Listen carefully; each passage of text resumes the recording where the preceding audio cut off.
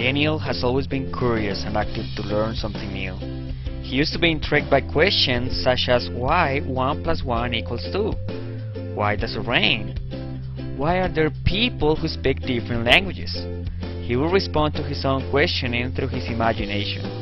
However, there was a moment in which Daniel wasn't happy in school anymore.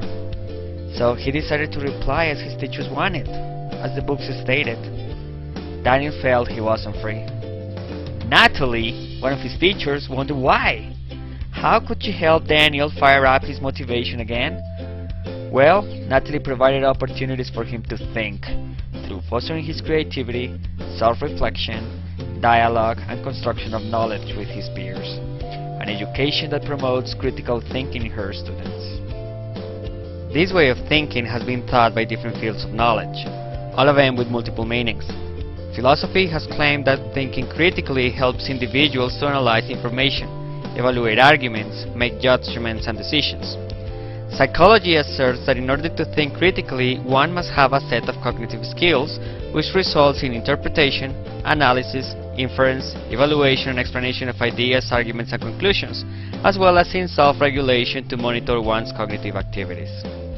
The experts also declared that in order to think critically, a person must have the appropriate dispositions and attitudes.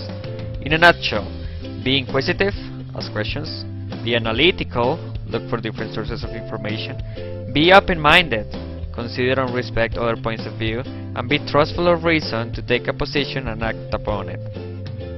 Are you serious? Is that enough to cultivate thinking, my students? No. Natalie took her time to think her students in different dimensions. I call them the 5 minds, or the 5 M's. The intellectual mind, the intrapersonal mind, the interpersonal mind, the emotional mind, and the problem-solving mind. The intellectual mind, due to the fact that thinking takes place in already existing beliefs and experiences. Evolution of knowledge leads the way to better argumentation. In this manner, communication processes will also be enriched.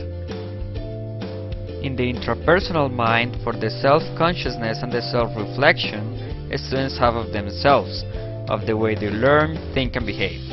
Therefore, it is necessary to stimulate their habits of mind, inquiries, dedication, and guide them towards the importance of autonomous learning in such a way that they feel prompted by their own decision. Metacognition deals with empowering your students to think introspectively about their own learning, thinking, attitudes, their strengths and weaknesses, and thus planning, monitoring, and evaluating their goals through self-regulation, gaining more self-control. In the interpersonal mind, through the application of knowledge in different contexts that allow for thinking with flexibility and originality.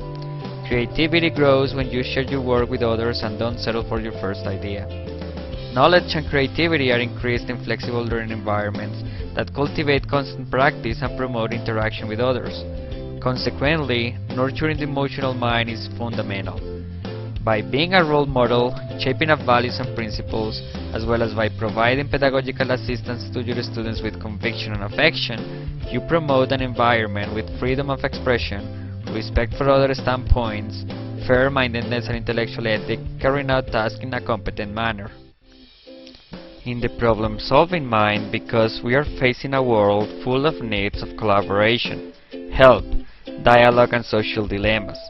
We need to make decisions and act upon these needs in order to resolve conflicts, solve relationship problems, and look for permanent solutions and improvements for human emancipation. Every field of knowledge has their own way of thinking. That is why critical thinking is a domain-specific manner of thinking that helps us to understand the world from different perspectives. Fostering different dimensions of this way of thinking configures an education for the development of 21st century skills and competencies for the sake of common good and people's dignity. The cultivation of thinking is the main purpose of education. Let's give ourselves and our students the opportunity to educate for real life. I wish you to keep improving your pedagogical practices.